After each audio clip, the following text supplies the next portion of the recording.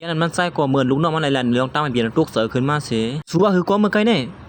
ล้วนค่าเฮ็ดนั่นก็ค่าเฮาซอยแถมปอลิเฮาก้อยข้าวคำเลยมีน้ำใจอีสังนั่นก็เฮาก็จังได้ป้องหลานมันใจแถมกำนึงเฮ็ดจึงเลยมาเป๊กกินเลิศป้าก็เนี่ย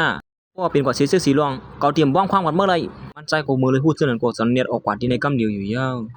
มือยามของนั้นเมทัลได้ก็สันเนียดเจอกุนเปิ้ลนั้นหางเฮ็ดไปเป็นข้องหลานเปิ้ลมันกำเหลียวอยู่ยาวกุนเปิ้ลจะกุนเจอโดนลัดผิดเปียดหางเฮ็ดไว้เลยเปิ้ลถึงอีสังละก็จ้วมเปิ้ลในมือนั่นสิใส่ซึ่งในลูกน้องมันกนเนียดออกมาไหว้ปีเจอนั่นเขาก็สังได้อ่อนกันจอกขึ้นก้าเสกว่าหาเตียนนั่งซึ่งมันอยู่ไว้นั่นอยู่ยาว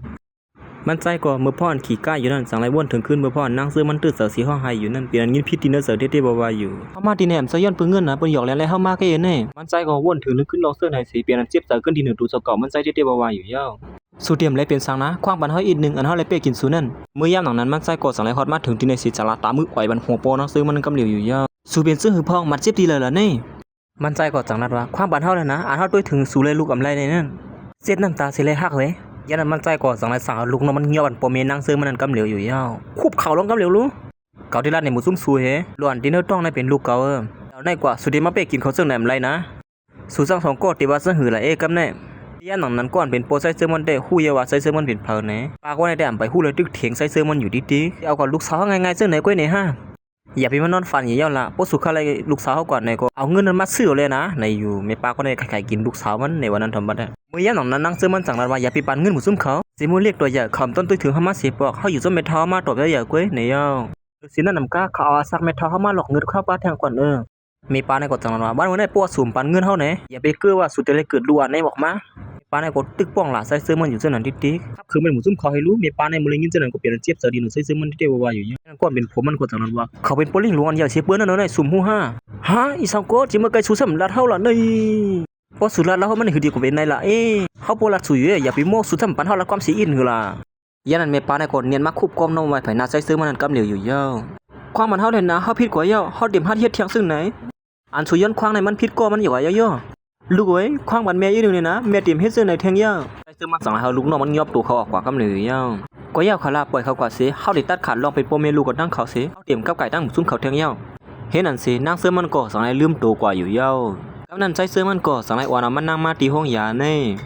เหมือนมันใส่ตึกไม่สะทนฐานนั่งซื้อมันเสียเปลี่ยนอันไม่สะที่ว่าอยู่ด้านกุ้ยหนังเก่าย้ำหนังนั้นมอยานั้นสั่งให้เวลาที่มันใส่ว่าย้อนเพราะว่าไปอยู่ดีคอมเพราะเข้มเลยตอนเด็กตึกยศยาเขาในซ้ำที่ได้เสื้อยาอันหนึ่งกุ้ยการลองยศยาในดีกว่าตึกคึกล้วนตีให้ซึ่งหือคาโปเล่งลองในมันตีหัวไข่เพราะปิดแต่นั่นห้าง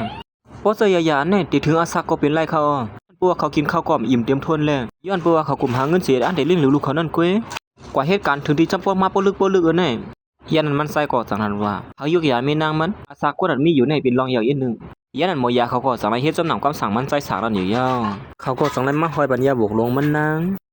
งเฮ็ดนั่นเสแก้บก้ามันก้อยมันนางก็สั่งเลยตื่นขึ้นมาเฮ้ยลูกเขาตกตึกอยู่หั่นนี่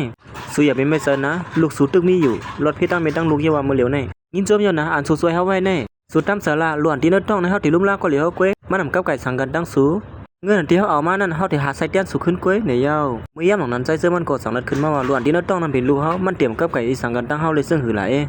เพราะว่าเขาได้ถือสุเลยตั้งลูกไหนเขาสั่นติเป็นก้นอะไรอยู่ให้ตัวหนังมาเขาตั้งหักลูกเขาที่นั่นสิมันนั่งกล่อมรัดอีสั่งเย้าเมื่อยามหลังนั้นก้อยหนังเก่าเมื่อยาเขากดสั่งอะไรมาลัดทีมันนั่งว่าเรื่อยซ้ำยากำแถมแห้งล้วนที่นั่นต้องเขาเมื่อยาเขากดสั่งพอดเข็มเขาออกมามันนั่งก็เวียนกูที่เดียวว่าเฮ้ยสุดที่กูสั่งหลักเข็มเขาเหยาสิได้สุดได้แบบกู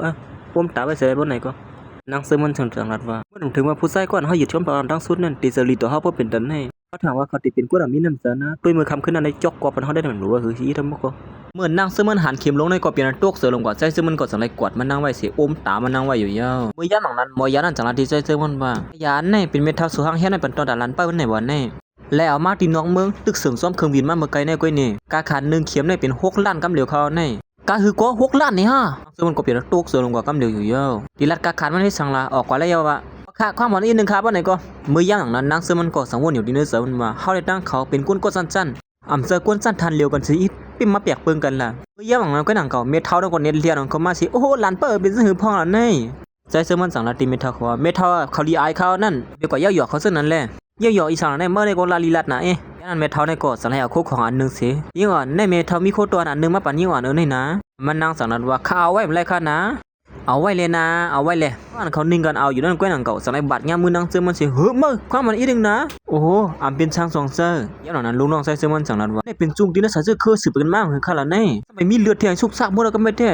เมทัลในมือกูปอกมาเสือกซีมาลีน่ะดาเสียมซะแน่ซุงอันแน่ย่ำหนังนั้นนางเสื้อมันก็สังนาทีเมทัลนั่นว่าเป็นดังพิษขากุ้ยเฮ็ดให้เมทัลกูกว่าย่าข้าแน่ก็รัดมืออยู่ย่ามือลัดน้ำอีสังละแน่อันไหนครับพูดชืบกันมากกว่าพวกหืนหน่อยเย้าก็ทิมบ้านร้านป้าเก่าเนี่ยเอาไว้เลยที่อยู่เนอะเอาไว้เลยนะเอาไว้เลยยันเมทัลนั่นก็สังนายีแบบมากขึ้นเสียแล้วว่าอันเป็นสังเพราะฉะนั้นก็เมทัลเดี๋ยวเขากุ้นก็ช่วยให้มันมุนๆเสียรู้มีความเจ้าไหนมันมีเพียงเขียนเอาแน่เมทัลเนี่ยก็สังนาเอาปั่นลูกน้องใส่เสื้อมันกว่าอยู่เย้าเอากอดเส้นไม่ช่วยเห็นรู้มีความเจ้าไหนลูกป้าก็ยิบกึ่มอะไรกันแน่อ้อมเจอร้านป้าก็ยิบดีกว่าไม่ช่วยเป็นขึ้นขนาดเดี๋ยวเนี่ยหาซื้อตีเหลิมได้ยาคาน้ำมึงกวนเนี่ยโอ้วันถึงมันเมทัลที่ให้ถึงตอนไหนนั่นมันเป็นก็เป็นโคของอันหนึ่งเว้ยเอาก็ช่วยมาเลยก็ละไหลกำแน่ตอนด่าล้านป้าก็เตรียมได้มาเจี๊ยบเสมือนจึงเมื่อไกลนั่นเยี่ยนอย่าไปไม่เสืออีสังที่เฮือนเมทัลได้มีตั้งนำตั้งหลายคู่น้องใครๆอีสังในก็มีหมดเลยว่ะมาเลยปอกมือเฮือนจอมเมทัลนั่นนางซื้อมันจังนะคาที่ปอกมือไรข้านะเขาหลุดยุดยาจูที่ห้องยาในเขาตอนด่าล้วนที่นั่นต้องคาเด็กเกียนแข็งเขายันนั่นเมทัลนั่นก็จังนะว่าอย่าไปไม่เสือแล้วนั่นเตะเมทัลเฮียนมอนคึกมันไว้ฝันที่เฮือนนั่นเยอะนะมือลุ่มลาด้วยถึงที่เฮือนก็ได้อยู่อันเป็นสังเมทัลนั่นก็จังให้เอกกว่านั้นจังก็รัดมาเลยกำอย่างเหือแล้วนี่ซุกด้วยสังไหนวันนี้ห้องร้านเปิดก็ปอกมือเฮือนมือเหลียวนี่เลยคือเพราะว่าคนเท่าเตะนั่นเสียใส่เสื้อมันก็สั่งให้มาขอบเอานั่งซื้อมันออกมืออยู่ยาวเดี๋ยวในกว่าปอกมืออยู่จำเฮาไหนกินตั้งกินน้ำเสือในอีกนึงน่ะในมันตื้อเว้าทองหองไว้เลยมอยองข่า2-3กังก็สลายทดออกมือแล้วนี่ขึ้นก้าคาแลบ่เลี้ยงปืนไว้บ้านเขาเนี่ยปล่อยเฮาลงเห็นละเฮาไปกล้วยก็ละอยู่นะมึงกูปอเฮาก็ไปกล้วยเฮาหลายๆนั่นใจเสื้อมันก็สั่งอีมันนั่งเหยียดเข้าเนื้อก้านั่นกำเหนียวอยู่ยาวมันนั่งก็สั่งว่าม่วนตั้งเฮาตึกกว่าหาเงินโดนดักเกิดลูกอันนี่กะว่าถึงมือเลี้ยวเนี่ยเฮาจะได้มาอยู่ในซึ่งไหนดีเรียกไรเตียงเอาจันบันเนี่ยนี่กงมือยามนั้นใส่เสื้อมันก็สั่งยี่แบบขอบมือมันนั่งมาเสียมาตาบัญญายาเตียนห้อยเสียงเขียวบาดย่ามมาไกลนั่นส่วนเนี่ยมอยิบลีเต้ลองเสื้อไหนก็ให้กินยาก็หายว่าสุกสักน่ะปนตีเฮาว่าก้อยก็ว่าป้อมาอยู่ซ้ำเฮาไหนลองเสื้อไหนมันเป็นลองยานะเหมือนใจเสื้อมันตายายามันนั่งลงกว่านั่งก็อย่างก่อนนั่งเขาตกเจอลงกว่าเอ้ยซื้อพ่อละ15เจ็บอีนเขาบ่เจ็บเป็นคำขึ้นนั่นหนังเก่าคำขึ้นนั่นได้ซับบ่เวอร์บ่ให้ได้ว่าหนูกูซื้อนั่นเมื่อเหลียวแถมเสียบยาว่าเฮ็ดนั่นเสเขาก็สังไลฮอดมาถึงที่เฮือนในคนยิบแคบตีนก็ตึกมีป้าแทงกว่าอำหนูเฮ็ดจังได๋ก็ไรคั่นนะใจเสื้อมันก็สังไลที่ก้นเจ้านั่นว่าสุกว่าเสียก่อนละเอาขาเป็นทั้งยานั้นใจเสื้อมันก็สังไลเป็นก้นก่อนตื้อบันนางเสื้อมันนั่นอยู่ยาวยุกดินขึ้นมาสาวน้องนางสุดเฮ็ดสังละใน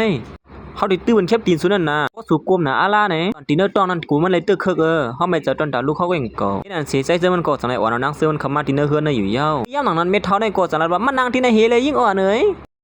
อาคาเมทัลเฮ้ยสุดเส้นไหนเอาโคของมาดีในกำเดียวรู้ยันนั้นเมทัลในก่อสังไรเอาเกี่ยวเสียงเงินคำมันเนี่ยนั่งซื้อมันตั้งนำตั้งหลายอยู่ยาวโคบดังถุงปลาเงินคำเลยตั้งของเสิร์ฟของตื้อเส้นในโคของเส้นในหางเฮ็ดให้เป็นตอนดัดซัวนะตอนดัดเดลัยมาเส้นในเมทัลเฮกหมุนซุ่มเขาสั่งซื้อมานวกเมืองสะบดสวดตูกำผักก่อนในโคของอันเสิร์ฟตื้อก่อหางเฮ็ดไม่สะบดเตรียมก่อเสียงยาว่ามันนำหนับป้นตีค่าเมทัลเว้